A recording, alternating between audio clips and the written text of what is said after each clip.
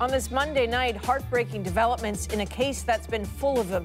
Toronto police taking the unusual step of releasing the photo of a dead man. Killed, they believe, by Bruce McArthur, hoping anyone will identify him. This as they also revealed the remains of a seventh person were found at a Toronto home. We'll look at the challenges investigators face to identify the victims. We're also following a mystery in Europe. Did someone poison a former Russian spy?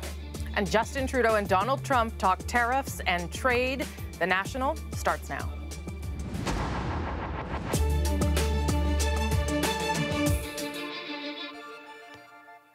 We begin in Toronto, where police have hit a roadblock in their investigation of an alleged serial killer. Joanna Remiliotis was there today when they reluctantly offered the public a key and disturbing clue. I do not want to release this picture, and am doing so as a last resort. It was an extraordinary move, releasing a photo of a dead man. I've never done this, and I do it with great hesitation. It's obviously a key piece of evidence that we have that we're releasing, but we do feel that by releasing it, hopefully we can identify him and close off that area of investigation.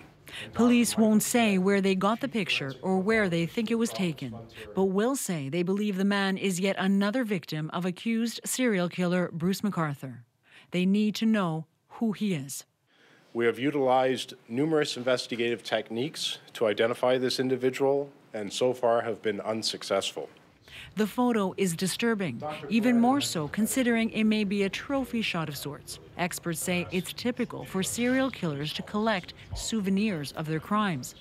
Police have seized evidence from McArthur's apartment, including his computer, and more from inside a house where he stored his landscaping tools. And from that same house, from those same planters containing body parts, police now say they have the remains of a seventh victim. They may or may not belong to the mystery man. We've shown this picture to several people, and we don't know who this gentleman is. So I'm sure someone will recognize him or think they recognize him, and I would ask anyone who does, please call us as soon as possible. It is a horrific puzzle.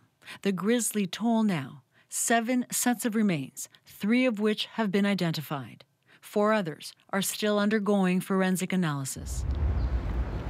The challenge, matching those remains to victims who may not have been reported missing. Police have circulated the photo they released today to community groups in Toronto's gay village. It's hard to look at, but some say it's the least everyone should try to do. Well, I think they have to find out who he is for his dignity and hopefully for his family and his friends. Nikki Ward is a well-known advocate in the community. She's circulating the picture too. Looks familiar? Yeah, probably from around. Yeah, around the neighborhood. All of the people who were victims were in our neighborhood at one time or another. And so whether we knew them well or we knew them by face, they were part of our community. So yes, there's an eerie familiarity about it. And Joanna is joining us now. So McArthur is facing 6 charges, first-degree murder. Now there's a new photo and word of more remains. Why not a new charge? Ideally, they want a name to build more evidence against McArthur. So that's what they're hoping to get. And they're optimistic that they will get it. They have the time. Their main suspect is behind bars. And already they've received calls today after they released the photo. So they're pretty optimistic they'll get the information. You've been staying in pretty close contact with these detectives. What's your sense of what's next from them? Well, there's definitely the forensics that they're waiting on. They're still combing through his computer and his digital footprint. And then in terms of physical evidence, there's several other properties they want to examine. And that will probably happen sometime in the spring when the ground literally defrosts a little bit. Just time? Yeah. Okay, Joanna, thanks very much. You're welcome. CBC News has confirmed police don't have all the body parts of McArthur's alleged victims. And that poses another problem for investigators. If you have an incomplete set of remains, it may be very difficult to ascertain the cause of death. Decomposition is another challenge for investigators, although a forensic anthropologist told CBC News today hiding body parts in planters may have actually helped to preserve them. We still have 4 sets of unidentified remains, and we've gone through fingerprints and dental records. We're now into the DNA process. That process can be time-consuming. And if you consider that if the person was never reported missing and there's no family member to test DNA against, then you have, even more challenges in what's already a pretty complex investigation. Yeah, absolutely, Adrian. Meantime, in the UK, another challenging police investigation with international implications. When someone suddenly collapses with no apparent cause, it raises questions. But when that person is a former Russian spy, it raises alarms. What happened to Sergei Skripal? As Thomas Daigle tells us today, in the southern English town of Salisbury, police are dealing with a mystery. Police worked well into the night, carefully examining the site of a bizarre incident they still can't explain. It happened yesterday in a shopping area under the spot now marked by that blue tent. There was a couple, an older guy and a younger girl. She was sort of leant in on him. It looked like she'd passed out, maybe. He was doing some strange hand movements, looking up to the sky. Police say the two were found unconscious, though with no visible injuries, likely exposed to an unknown substance. They were rushed to hospital, where authorities today declared a major incident. I can confirm that they're currently being treated here at Salisbury District Hospital and that their condition does remain critical. Authorities didn't name the two hospitalized, but British media identified the man as 66-year-old Sergei Skripal, a former Russian spy convicted in 2006 in a Moscow military court of treason. He's thought to have sold the names of Russian operatives to Britain's MI6. Then 4 years later, a deal between Russia and the U.S. saw prisoners from both countries flown to freedom, including the colorful Anna Chapman, a Russian sleeper agent arrested by the FBI, and the lower-profile Skripal, granted refuge in England. Police kept a close eye on his home today. We are conducting some extensive inquiries to determine exactly what led to these two people falling unconscious and to clarify whether or not any criminal activity has taken place. They left without saying whether the pair could have been poisoned. Still, the case reminds many here of the story of Alexander Litvinenko.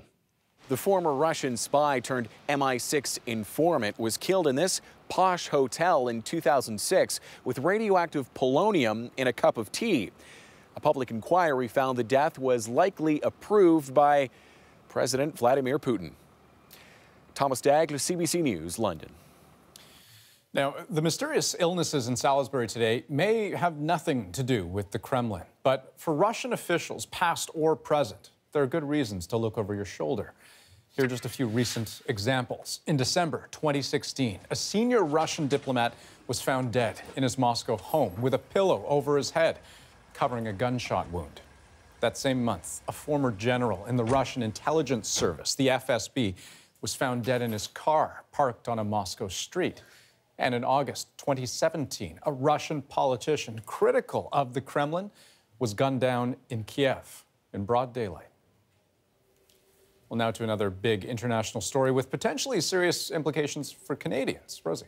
That's right, Andrew. NAFTA negotiations. There is now a new sense of urgency tonight because U.S. President Trump is using his proposed tariffs on steel and aluminum to goose the sluggish trade talks.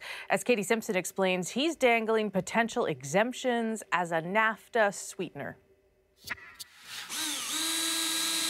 Canadian steel workers are already starting to feel the effects of a looming trade war. I really have no choice but to increase my prices. Ryan Jordan employs 6 people at a small operation in Windsor, Ontario. He says he'll have to cut jobs if planned U.S. tariffs on steel and aluminum are not stopped. If the numbers start to climb to an extra 10, 15%, 20, 25%, I'll have to look at other materials. Are you going to back down on the tariffs? No, we're not backing down. Donald Trump could introduce the tariffs as early as this week and offered a clue today as to why. It could be a part of NAFTA, and I understand I just got a call from the people who are right now in Mexico City negotiating NAFTA. Mexico and really Canada want to talk about it. The U.S. is promising to exempt both Canada and Mexico from the tariffs only if they agree to a new NAFTA on American terms. The pitch comes as the 7th round of talks wrapped up in Mexico City. Canada sees these issues as separate concerns and is not ruling out taking separate action against the U.S. over the tariffs. Should restrictions be imposed on Canadian steel and aluminum products, Canada will take appropriate, responsive measures to defend our trade interests and our workers. Canada is still considering its next moves. When the U.S. imposed tariffs on softwood lumber last year, the Liberals came up with an $800 million aid package. Not everyone in the industry thinks that's the best way forward. We're not asking for handouts. You know, we don't want a dollar. What we want to do is operate freely and fairly in the market. All of this uncertainty may actually be helping the Trump administration. If companies are uncertain about whether NAFTA is going to go away or not, they're more likely to place their future investments in the largest market, which is the United States. Late tonight, the Prime Minister was here in his office where he held a phone call with Trump. Justin Trudeau highlighted the progress made in this round of NAFTA talks and warned the president any new tariffs would not be helpful in reaching a deal. Katie Simpson, CBC News, Ottawa. Fears of that so-called trade war and the NAFTA concerns are certainly weakening the Canadian dollar. The loonie dipped below 77 cents at one point this afternoon. That's the lowest level against the U.S. dollar since last July.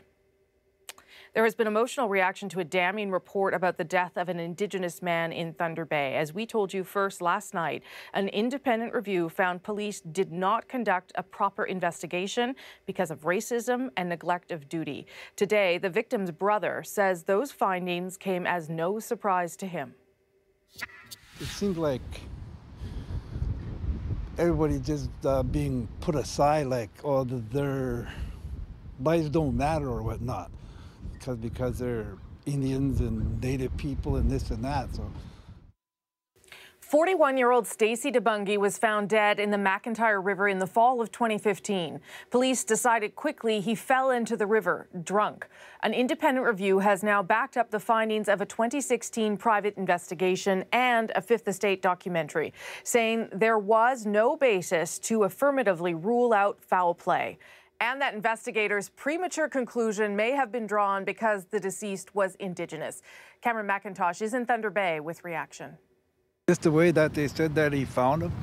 Brad DeBungy never believed what police told him, that his brother Stacey drowned here on Thunder Bay's McIntyre River after passing out on the riverbank. Even after his band's counsel hired an investigator and found evidence to the contrary, he couldn't get police to listen. I was up against a brick wall and they wouldn't answer my questions.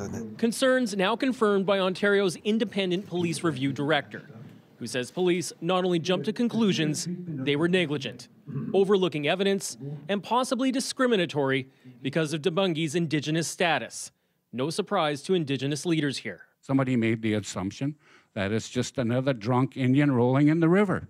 Today, chiefs representing northwestern Ontario and DeBungy's home First Nation repeated calls for Thunder Bay Police Chief J.P. Levesque to resign. And if he refuses to resign, I'm calling for the board to fire him. Levesque isn't talking. Neither is the police service nor the police board that oversees it, citing privacy concerns. This is not the first time racism has been a central issue in Thunder Bay. DeBungy died while there was an inquest underway into deaths of 7 Indigenous youths in Thunder Bay, which resulted in recommendations to police and authorities. Right? I no longer trust the Thunder Bay Police. Tonight in Thunder Bay, a community talk at the university on racism, and plenty of acknowledgement of tensions existing in the community. I see blatant systemic racism every day. I mean, our headlines show it. It's like everyone has their own personal safety guides of how to survive in Thunder Bay. Travis Hayes' father was once deputy chief of police here, at a time when many are talking about the justice system in the cases of Colton Bushy and Tina Fontaine. He calls this an example of prejudice. It really shows that it's not just the court systems, it's not just getting better representation on juries, it's also about challenging these cultures within policing institutions that really devalue the lives of Indigenous peoples. As for the officers cited in the report, the independent police review director says there are grounds for non-criminal professional misconduct charges. So far, no hearings have been set. Cameron McIntosh, CBC News, Thunder Bay.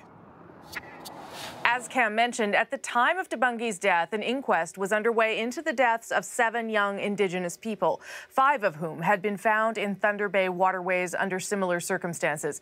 Police were also accused of rushing to the assumption that those deaths were accidents. This latest review calls that troubling, saying one would have reasonably expected that investigators would be particularly vigilant in ensuring that the sudden death of an Indigenous man found in the river was thorough. Unfortunately, the opposite was true here. Here's what else we're working on tonight for The National. Russia's troll factory, a peek inside the operation that's turned internet hacking into an art. On the National documentary, meet the doctor whose practice is one of the most challenging in Canada. And behind the buzzwords that had a lot of people talking after last night's Oscar ceremony, inclusion rider. Actors in unison, if they embrace this, as I said, this could create shifts almost overnight.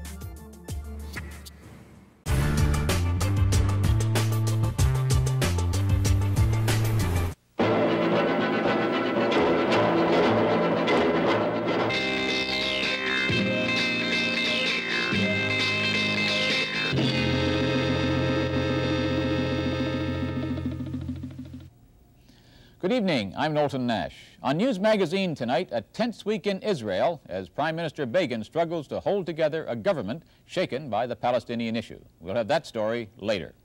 But there also was disappointing news from Canada today for Begin. Prime Minister Clark announced Canada would not move our embassy to Jerusalem. That move had been an election promise, and it may have won some close races in heavily Jewish ridings. The promise remained firm after the election, firm until the storm of Arab protests and threats. Former Conservative leader Bob Stanfield was sent to the Middle East, and his recommendation, don't move the embassy. Today, Clark changed his mind, agreed with Stanfield, and said the embassy would not be moved. His mandate, sir, Mr. Stanfield was asked for a recommendation on the implementation of our policy on Jerusalem in a way that would be compatible with the efforts that are being made to achieve a comprehensive peace settlement in the Middle East. As a result of extensive consultation, Mr. Stanfield has concluded that a change in the location of the Canadian Embassy in Israel could be seen as prejudging negotiations among parties in the Middle East and might in fact work against progress towards a just and lasting peace settlement. Sir, the purpose of this government is to encourage that peace. Consequently, the government accepts the recommendation that no action be taken on the location of the Canadian Embassy until the status of Jerusalem is clarified within a comprehensive agreement between Israel and its Arab neighbors. We look forward, sir, to receiving Mr. Stanfield's final report so that the government might consider other matters involving our relations with the Middle East. That's News Magazine for tonight. I'm Knowlton Nash, and for Ann Medina in Tel Aviv and myself, good night.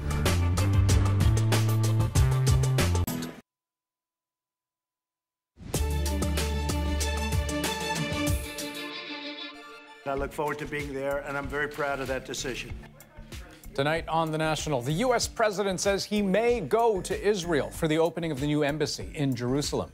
Donald Trump met today with Israeli Prime Minister Benjamin Netanyahu at the White House. It was their first meeting since Trump made the controversial decision to recognize Jerusalem as Israel's capital.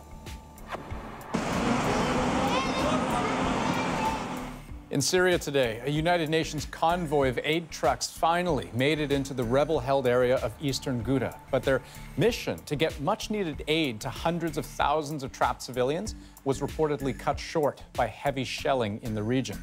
UN officials are also reporting that while food parcels were allowed in, Syrian authorities removed most of the medical supplies from trucks. È una vittoria straordinaria che ci carica di orgoglio,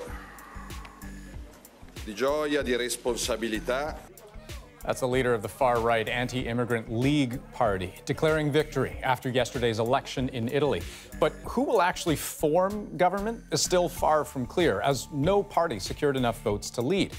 What we do know is that yesterday's vote was a big win for Italy's anti-establishment populist protest parties. Together, they took more than 50% of the vote.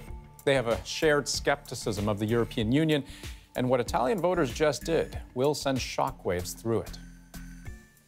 Well, these days, where there are tensions and divisions, there are concerns about how foreign actors exploit them. The most prominent, Russia. The U.S. Special Counsel investigating the 2016 election of Donald Trump recently indicted 13 Russians linked to this nondescript building in St. Petersburg. It housed the Internet Research Agency, a so-called troll factory. From there, they allegedly conducted a multi-year effort online to shape opinion, divide Americans, and ultimately to help Donald Trump. Well, former trolls are speaking out, saying that was just one operation among many, targeting politics both within and beyond Russia's borders. And some of them spoke with the CBC's Chris Brown. Troll factory. St. Petersburg's notorious troll factory is finally giving up its secrets thanks to a few brave former workers such as Vitaly Bespalov. 200 people. 200 people. Most 200 people. The 26-year-old journalism grad became a troll by accident in late 2014 when he answered an ad at the Internet Research Agency. I figured out early that the main goal was to create a picture of the world and the Internet that mirrored what was being shown on Russian television. Bespalov was put on the Ukraine desk. Russia's covert support for rebels in eastern Ukraine was underway, so anything that made Ukrainian government soldiers look bad was a priority, especially stories about dead children. We saw a news story that some militiamen were hiding in the school in Donbass, and it was being shelled. Some children died. The facts were unclear, says Bespalov, but that didn't matter. We simply took the news stories and wrote that Ukrainian soldiers shot and killed the children. That's it. No hesitation. Murat Mindyarov spent 3 months as a troll in early 2015. Under the fake name Ivan Putkin, he was told to use the comment section to rebut critical stories about the Kremlin. What kinds of things were they asking you to write? Things that applauded the United States or things that applauded Russia? Applauded Russia, of course, and unfortunately, and that's the horror, to hate America. The pay was good, he says, 1,000 Canadian dollars a month. But he said it was soul-destroying, so he left after 3 months. It was not criminal in the terms of the law. It was criminal in the terms of the ethic and moral. Since he's spoken out, Mindyarov has been detained by police, while Bespalov has endured ridicule on Russian state TV. He was portrayed as a hard-partying opposition supporter, not worth listening to. Bespalov says he's speaking out, hoping such fake news factories will be shut down. I didn't like the atmosphere of lies and distortion. I see this in Russia, and I don't like it. In St. Petersburg, our CBC crew stopped by the troll factory. The security guard wasn't happy. He told us not to come back. Most workers cleared out a few months ago. Russian media has reported they've relocated to a new site. Both men were gone long before the alleged U.S. election tampering, but both also say they're sure such meddling is still going on. Chris Brown, CBC News, St. Petersburg. That was fascinating. Still ahead on The National, Frances McDormand picked up an Oscar and dropped 2 words that left the audience applauding and a little bit confused. So what is an inclusion rider? And on the National documentary, how Canada's healthcare system fails remote communities. Even a common allergy is that much more risky for a child in the north. We don't let them go anywhere to go visit other people's homes because all the time it takes for medical help to get here. So you don't let your son go to any other house in the community because of his allergies? He has to stay at home.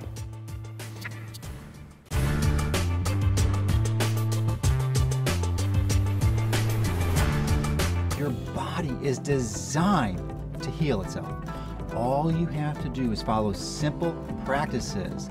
The internet is an eternal spring of information, overflowing with tips on how to live a long and healthy life. The resulting oil is an effective cure or control for practically any disease known to man. Even celebrities such as Gwyneth Paltrow and her lifestyle brand Goop have advice on living better. To eat like Gwyneth, you have no gluten, dairy, corn, soy, caffeine, alcohol, added sugar, red meat, shellfish, and white rice. But the offer of hope of a cure can be cruelly seductive. As with the rest of the internet, anything can be posted. It doesn't have to be true. So how big is the problem of fake news in the world of health? Dr. Brian Goldman is the host of the CBC radio program, White Coat, Black Art. So let's talk about fake news on the internet. It made me think that the old snake oil salesman who would just stay one step of accountability moving from town to town now can live on the internet with impunity. Yeah, forever. And that's because the internet has no strong sense of accountability. There isn't any television commission that's saying you can't put this on you can't put this out there. And what's interesting is that surveys have shown that 93% of patients trust their doctor, but 60% trust the internet. There are going to be people who say, look, who's to decide what's fake? Some of the stuff is, like we saw the guy, this could cure anything. Okay, I can identify that as fake. But then there's the stuff over here where people say, well, just because I believe it doesn't mean it's fake if you don't believe it. So lots of good questions. Fake news is defined as a so-called news story that is very casual with the facts. And the more unfactual it is, the more it's fake. One of the ways that can happen is through removing the context for the news item. So for instance, there might be a little bit of evidence to show that a particular kind of stem cell treatment, there's a lot of fake news about stem cells, that there's some preliminary research showing that a stem cell treatment may offer hope to people who've had a stroke or people who are blind because of macular degeneration. So there may be a grain of truth, but after that, the fake news artists just run with it and turn it into a total cure. And then if they may go to the famous trope of saying that this is the treatment that pharma doesn't want you to know about. So they kind of have the specter of a conspiracy theory, and that is also catnip to people who love watching health news stories. We know how worked up people get over fake news in the world of politics. How emotionally responsive are people to the discussion of fake news in the world of health? They are very emotionally responsive, but it's different than fake news in general, fake political news, because that's about your political views. Fake health news is about your health or your loved one's health, and there is nothing about which we have a greater personal stake than our health, than our welfare or that of a loved one. If you've got a mother or father who has Alzheimer's disease, you're going to fall prey. You're going to be at risk of falling prey to the latest stem cell story. Here's the cure, the potential cure for Alzheimer's. It's not so simple as, cut out butter or add butter, it'll make you taller or something. I mean, these are things with real consequences. Absolutely. And stem cell treatments, there were a number of people who went to a stem cell clinic or a clinic that was offering stem cell treatments in Florida to receive an experimental stem cell treatment for blindness, and they became blind.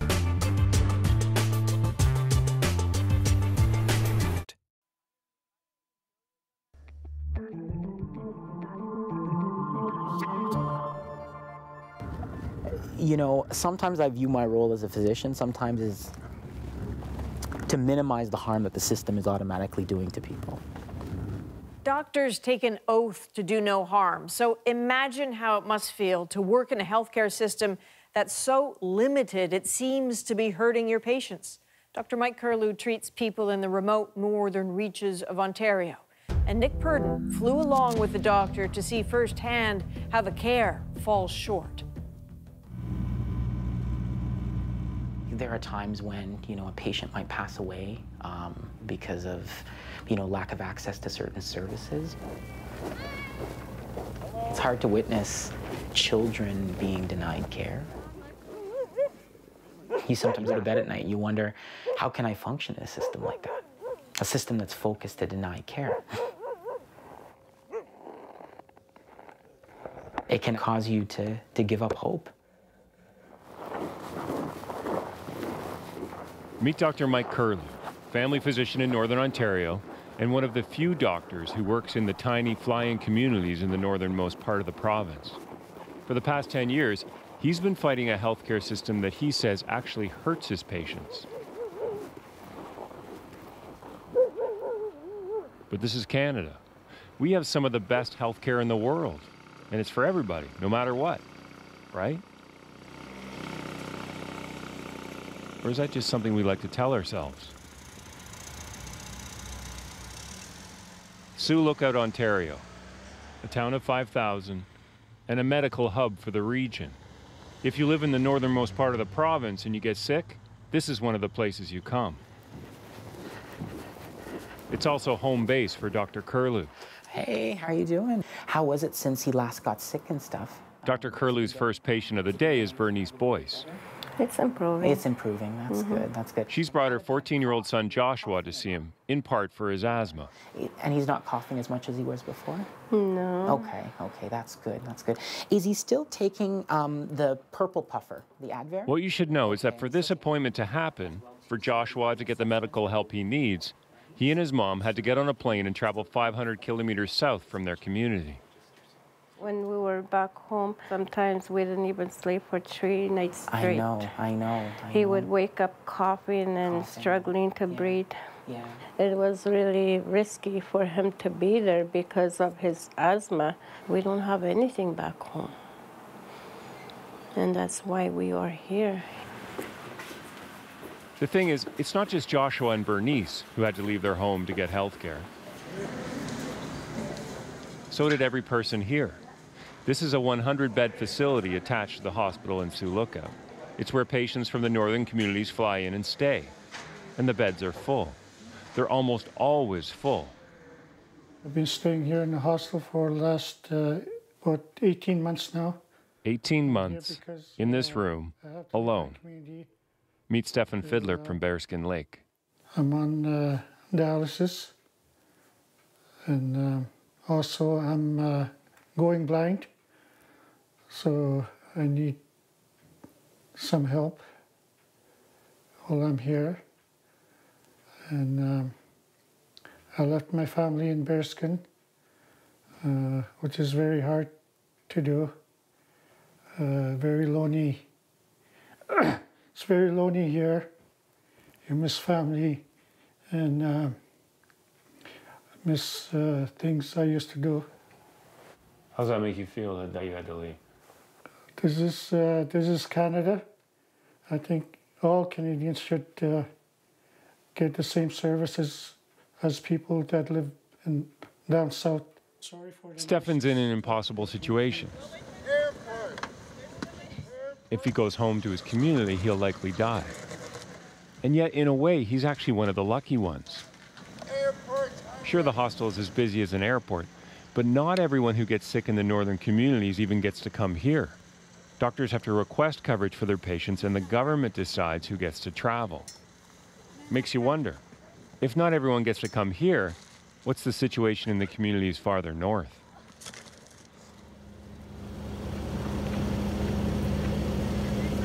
I love going up there. The next day, Dr. Curlew flies the 500 kilometers north to Wapakika, where he's been working for 10 years. You look out the window and you see how remote it is. This part of northern Ontario is the size of France, with 45,000 people scattered in tiny indigenous communities. Many of them you can only get to by plane. If you get sick in Wapakika, you come here, to the nursing station. You probably have to make your own way, of course. There's no ambulance. There's also no x-ray machine or ultrasound either. Can I get a high five? All right. And there's only a doctor here for about a week every month. 3-year-old Chase is Dr. Curlew's first patient of the day. How's our man doing today? Whooshu. He just woke up. He just woke up? Yeah, he's sick right now. Oh boy, he's feeling pretty sick, eh? Yeah, it just wasn't working. Today, Chase is here for his rash, but what his dad, Jason Baxter, is really stressed about is his son's recent allergy attack. He almost died in Thunder Bay. I know, yeah. So, yeah. Lucky thing he was actually in town when it happened, I know, and not up here. I know. So now he walks around with a little EpiPen everywhere he goes. That's good. In my jacket right now. That's good. In Wapakika, a simple peanut allergy is a big deal. What if there's no medication? Dr. Curlew says they've run out before.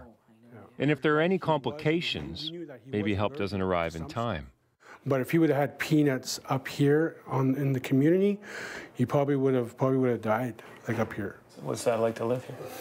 Well, we don't let them go anywhere to go visit other people's homes just because of that, in case something does happen over there, because of all the time it takes for medical help to get here. So you don't let your son go to any other house in the community because of his allergies? He has to stay at home now.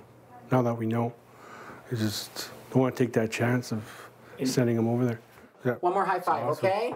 All right. Thanks so much, Jason. Hey, doctor. All right, you take care, okay? All right. At the end of the day, what really hits home are the difficulties people have getting treatment for everyday concerns.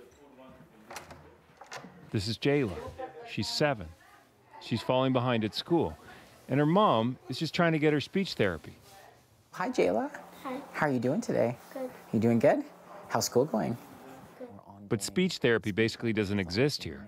But that's a real problem in our region. It's just getting kids access to those services. And even when we do, sometimes we can only get them once, and it's very difficult to get things on an ongoing basis, But we're going to try our best. We'll try another letter and see what we can do. Give me a high five. You keep up the good work in school, okay? Remember, you can do. Dr. Curlew says he's already written several letters trying to get therapy for Jayla. And that's the thing. In Wapakika, Curlew is as much an advocate as a doctor. On most days, he types letters more than he uses his stethoscope.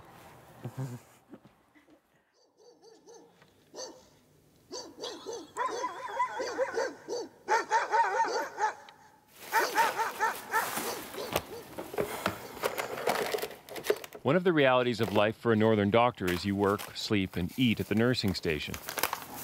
I wonder how cold it is out there. They were saying like minus 23, so. On this morning, Dr. Curlew is joined by Saul Mumakwa. At least last night. Saul's official title is health advisor with the Anishinaabe Nation, and it's his job to improve the health care of his people. How many patients do you have to see today? Probably about 20 or so. Saul's in Wapakika to pick Dr. Curlew's brain about how things are going on the ground.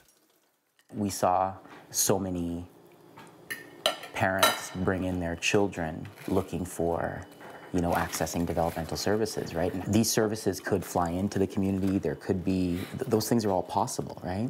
Somehow we need to change that. Yeah. Saul grew up in Kingfisher Lake, just about 50 kilometers away from here. And so he knows firsthand the challenges in the region. Fresh on his mind are the 3 recent suicides here in Wapakika. And he points out it's not just basic medical needs that are lacking, it's mental health support as well. When you hear of a young girl, boy, 11, 12 years old, dying by suicide, it just pushes you to make more change, bring change for our people. We cannot give up. We cannot. What don't people understand about healthcare in your communities? I hear a lot of, the healthcare is broken. When you actually think about it, it's not broken. It is, in fact, doing exactly the way it's been designed to. It's to diminish the rights of our people, the health of our people. And sometimes I'll even go as far as saying that the system is killing our people. Saul's also here to talk to patients who visit the clinic. After John McKay has his appointment with Dr. Curlew, Saul walks him home. Saul acknowledges it won't be easy to fix the healthcare problems here. And even though both provincial and federal governments have increased funding in recent years, Saul says that's not the answer. It's not just incremental changes. It's not adding money to the existing programs. Incremental change, in fact, perpetuates the crisis in our communities. So we need to dismantle the system and rebuild it up from the community up. And Saul is hopeful that that's possible. This past summer, the provincial and federal governments, along with the Grand Chief, signed an agreement in principle to give health care here over to Indigenous control.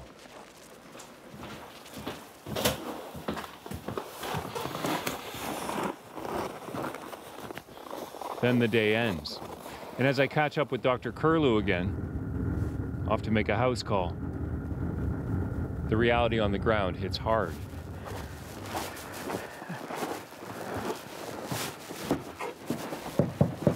Hi. Hi, Bushu. How are you Change doing? can't come fast enough for Donnie and Elsie Brown. That's good. Arms out like this. That's good. Donnie had a stroke 4 years ago. How do you find Donnie has been doing? Well, the right side, Yeah. he can't feel, Yeah, yeah. especially on his foot. Yeah, He yeah. gets cold too. Yeah, Yeah. yeah. On that right side Yeah. and stuff, yeah. Because that's the side that was weaker after the aneurysm. Yeah. Yeah, yeah. In the 4 years since his stroke, Donnie's only had one single rehab appointment. One. And so he's not getting any better. You know that he has. Yeah. I see you. Yeah. No, I don't see you though. No, you don't. Yeah, No. yeah. Yeah. I see you. Yeah. I see you now. Yeah. But then when you look over it, yeah. Yeah. Yeah. Do you get a lot of help? Like, No, it's just me. It's just you, and eh? my girls. yeah. Yeah. Yeah, and I wish I could, provide some home care, Yeah. because that would be something that people would get down south, is someone to Yeah. help, because he Uh-huh. needs a lot of assistance, Yeah. but we don't have access to that kind of service, Mm-hmm. so, yeah.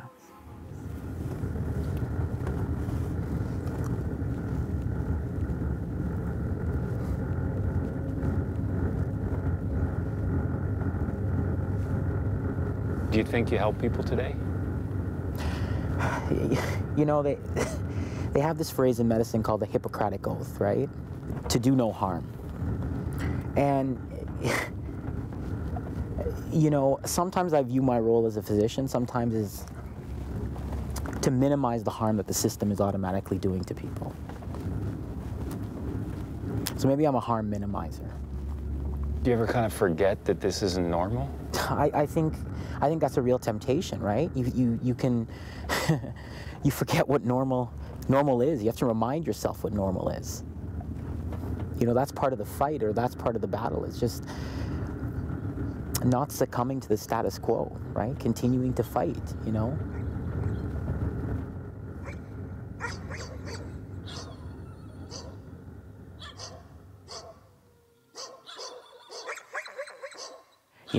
You see people that will tell you, we may be down now, but we're gonna be up again.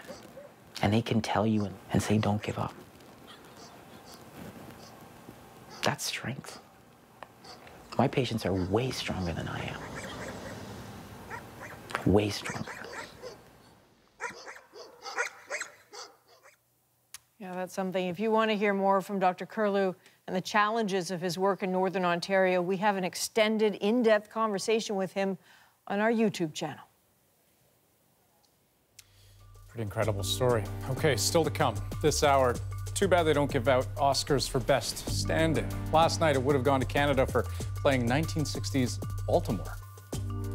First of all, thanks to all the Canadian crew who are partying right now at the Palais Royal in Toronto. This is for you.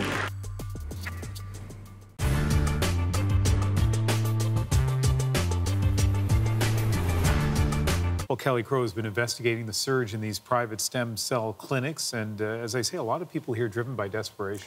Right, and they're paying thousands of dollars for this unproven treatment where tissue is sucked out of their fat or bone marrow and it's injected back into their aching joints. The theory is that there are stem cells in the bone marrow and the fat tissue, and those stem cells have some sort of healing capacity. But we asked a prominent Canadian stem cell scientist for his opinion, Dr. Duncan Stewart, and here's what he had to say. If a patient called me up to say that they are thinking of going to get this kind of therapy from a practitioner offering it like this for a fee, I would say that I don't think that's wise. I don't think they know they're going to get any benefit. I think they're taking a potential risk, and all of these therapies should be offered within the context of a properly designed clinical trial. Still, lots of Canadians are going for it. We took a hidden camera into a few private clinics to see how stem cell procedures are being offered to patients. Okay, if you got to see, The patient we followed has a painful knee. She went online to a Toronto stem cell clinic and filled out a form. Within days, she had an appointment with an orthopedic surgeon who told her she had arthritis. So you have arthritis in your knee, which means what? which means that you have lost some cartilage. So He said stem cell injections could help. He says it works most of the time. So how effective is it? 80% of people. Many more people than not are helped by it. Come on in. At a different clinic, this family doctor also does stem cell injections, and she tells our patient that the injections are 100% effective. So I haven't had anybody not get significantly better. But stem cell experts say those reports of benefit are not supported by good scientific evidence. We really don't know whether these work, and we really don't know how safe this approach is. There's so much to talk about here, but let's focus for a moment on stem cells. We hear about them. They seem so magical. What are they? Well, stem cells are special cells that can develop into different types of cells. No other cell can do that. And ever since they were first discovered in the early 1960s, scientists have been studying whether they could be used to regenerate bone or tissue, or even hearts or other organs. So big debate here about the benefits of this. What about the risks? Right. Well, there's a risk of infection from the injections. And in the U.S., 3 people have gone blind after having stem cell injections into their eyes to treat macular degeneration. If stem cells do what scientists think they might, and that's trigger the growth of new tissue, there's also a theoretical risk that it could cause the growth of unwanted tissue and even cancerous tumors. Dr. Duncan Stewart is conducting clinical trials, and when he signs up volunteers, he has to tell them about that risk. If you read the kind of consent forms that we put together for our trials, you'll see all this language. It's kind of scary because there's a theoretical risk that there could be tumors that form. There's a theoretical risk you could get blood vessels forming where you don't want them to form, for instance, the back of the eye or other places. So all these things could happen. So it's interesting, right? We heard those 2 people earlier talk about, what, 80% success, 100% success. But there's a lot of research still to be done here. Right. I mean, scientists just don't know right now whether injecting stem cells into the body is an effective way to treat injury. I have 2 words to leave with you tonight, ladies and gentlemen. Inclusion rider. Best Actress winner Frances McDormand with a call to action at last night's Oscars, leaving the audience, well, a little bit confused. But at least one viewer at home knew what she was talking about. And today, our Kim Brunhuber met up with her to learn more about an idea that's suddenly a Hollywood hit.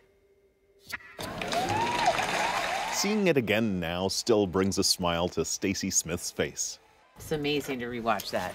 The Academy Awards had been pretty boring, she says, until Frances McDormand took the stage and uttered the phrase, inclusion rider. That moment, I realized, that's me, that's my team. What if those A-listers simply added an equity clause or an inclusion rider? A couple of years ago, the communications professor invented the idea of an inclusion rider, a provision added to actors' contracts to demand that casting and hiring on productions includes a certain number of women, minorities, and people from the LGBTQ community. It had been a fairly unknown concept until the speech that launched 1 million Google searches. Backstage, Frances McDormand says even she had never heard of the term until last week. The whole idea of women trending, no trending. African Americans trending, no trending. It changes now. And I think the inclusion rider will have something to do with that. We're going to right? Power and rules. Already, several high-profile Hollywood players like Brie Larson, Elizabeth Banks, and Ashley Judd say they're on board. Right now, there's an invisible quota in Hollywood, and it's called the straight, white, able-bodied male. And year in and year out, we see that invisible quota at work, when the percentage of females on screen hasn't changed in over 60 years. And this Canadian film critic says there's no reason such a rider couldn't work on both sides of the border. Telefilm Canada now has a mandate that 50% of the projects that they are funding must have a woman in a power position, either writer, director, producer. So it's part of how films are funded in this country now. Smith says, as far as she's aware, there's only ever been one case of an inclusion rider being adopted, one which yet hasn't been made public. But that may soon change. Actors in unison, if they embrace this, as I said, this could create shifts almost overnight. In the words of McDormand, power in the rules. Kim Brunhuber, CBC News, Los Angeles. In case there's any doubt that more diversity is needed in Hollywood, Stacey Smith provided these stats. Of the top 100 films in 2016, 47 had no Black female speaking characters on screen, 66 had no Asian women, 72 no Latina, and more than 90 had no women who identify as LGBT. One of the other big storylines from the Oscars, Canadians doing our thing. You bet, Rosie. Last night's big winner, The Shape of Water, owes its success in no small way to Canada. See, it was shot in Ontario not just because of what this province looks like or necessarily the tax breaks that draw crews here, but in part because of digital detailing that just doesn't seem to happen anywhere else. First of all, thanks to all the Canadian crew who are partying right now at the Palais Royal in Toronto. This is for you. Canadians were all over the Oscars. The Shape of Water employed more than 1,500 people from Ontario working in development to post-production. A fierce commitment to Canada by a fierce champion of the industry. This is not a movie that comes to Toronto for a rebate, uses the CD and gets the fuck out of there. Guillermo del Toro is a creator of universes, so it was up to Canadians to help transform cities like Toronto or Hamilton into the worlds that live in his mind. A place where the real Massey Hall becomes the imagined Orpheum. We had to build a fake marquee. And then Mr. X, which is also a Canadian company, a digital visual effects company, they added the upper part of the marquee, the upper signage. Mr. X, again, visual effects, did a sign on the outside and did a really beautiful job painting a 60s street for us. Overall, about 600 shots, so it wound up, I think, just under an hour of screen time that we contributed to the movie. And even though the people at Mr. X didn't get nominated for visual effects, they are still proud that Canadians at all levels helped the movie rise above all others.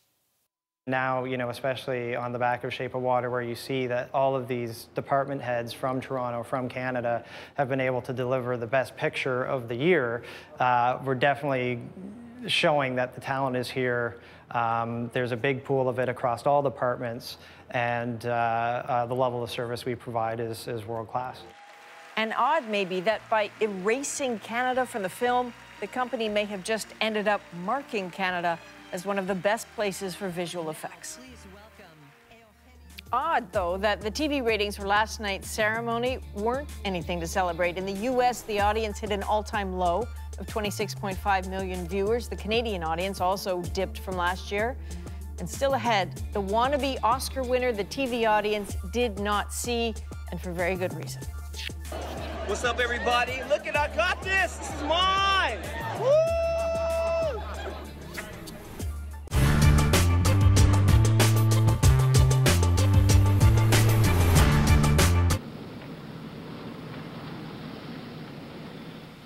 The Calgary Police Test Track in southeast Calgary.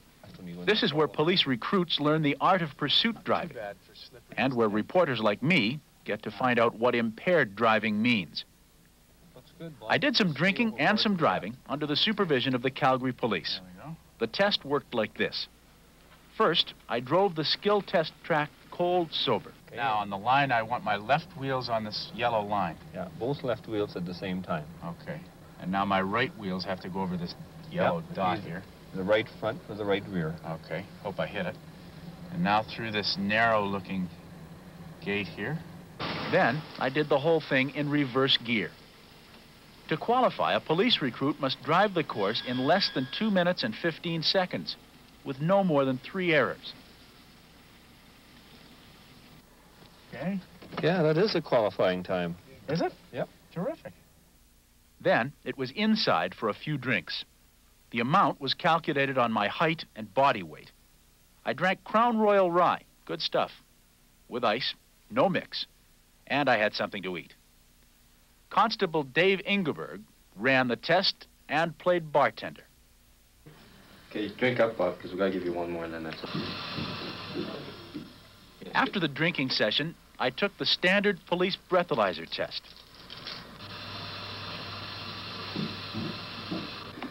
Okay, Bob, your result is 120 milligrams of alcohol per 100 milliliters of blood. The legal limit being 80 milligrams of alcohol. You're 40 milligrams over this time. Okay, I've had 10 ounces of Crown Royal and a couple of sandwiches in the last hour and a half, 2 hours. I feel fine. In fact, I'm confident that I'll do even better than I did dead sober, and I'm not holding up the car. Go. There we go. The narrow gate. Looks like a pretty good approach here, if I do say so myself. Here we go with the wheels over the little yellow dot. As usual, the wrong wheels. That was after the 10 ounces. After 10 ounces.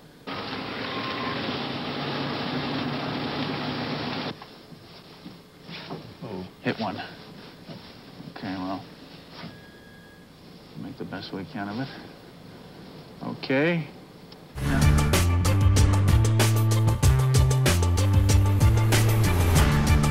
Today.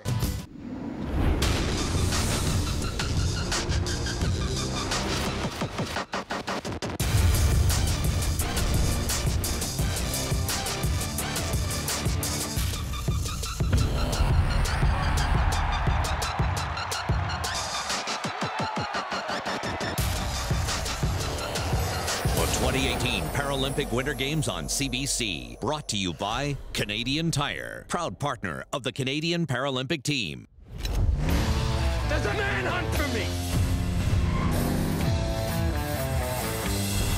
We need each other.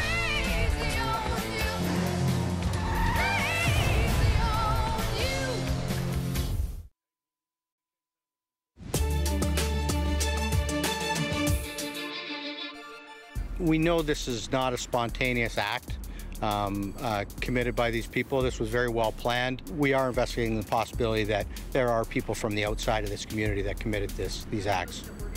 Tonight on The National, police say they're still trying to figure out who was behind Saturday night's vandalism spree in Hamilton, Ontario. Several businesses had their windows smashed and vehicles were damaged by a masked mob of about 30 people. The damage is pegged at over $100,000. They were carrying a banner that read, "We are the ungovernables." Not a single person in the group's been identified, and police are calling on anyone with information to come forward. New guidelines could change the way opioid addiction is treated right across the country.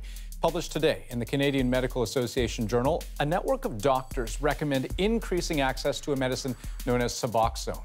It's a synthetic opioid, like methadone, but less addictive and with fewer side effects. So those doctors believe it should be the preferred first-line treatment.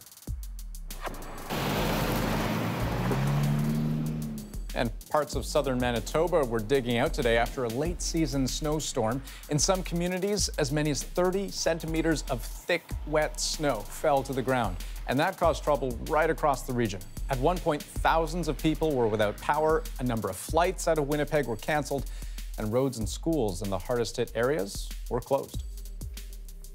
Winter never ends in Winnipeg, that's why. As we showed you earlier, it was a pretty great Oscar night for Frances McDormand. She was out celebrating her Best Actress win at the Governor's Ball, and that is until her Oscar went missing. And the man behind the theft, Terry Bryant, seemed to have gotten away with it until he took to Facebook to post a video of himself and Oscar for the whole world to see, and that is our moment of the day. What's up, everybody? Look at, I got this! This is mine! Woo! Congratulations. Thank you, thank you, thank you. Okay, so where's your Jimmy Kimmel party at? I'm about to go to so many parties. That's your ticket to anything you want to go to. I know. The Academy Awards, baby, for music. What'd you win for? Best producer. Get out of here, really? Look at, say hi, everybody. Hello, look, this is the real deal, right here. Mwah. I have many things to say about that dude, but I won't. Instead, I'll say this. According to the LAPD, a 47-year-old man was arrested and booked on suspicion of grand theft for allegedly stealing an Oscar, but the police would not confirm if it was McDormand's. Not that we know of any others that are missing. You know, we did a little digging of our own. Turns out this guy appears to be somewhat of a regular at these award shows. I mean, I don't know if he's invited or if he crashes them, but he has posted photos of himself at the Grammys, the SAG Awards, the MTV Music Awards. He's everywhere. Yeah, apparently, though, and this is the kicker here, McDormand had her name engraved on the Oscar before it was stolen. So you got to figure the jig would have been up eventually. It was just a matter of time. And of course, she did get her Oscar back in the end. So all's well that ends well, I suppose. Good. And that guy we'll see at the next award show, I guess. All right. That's the National for May 5th. Good night. Good night. Good night. May, March. Oh, March.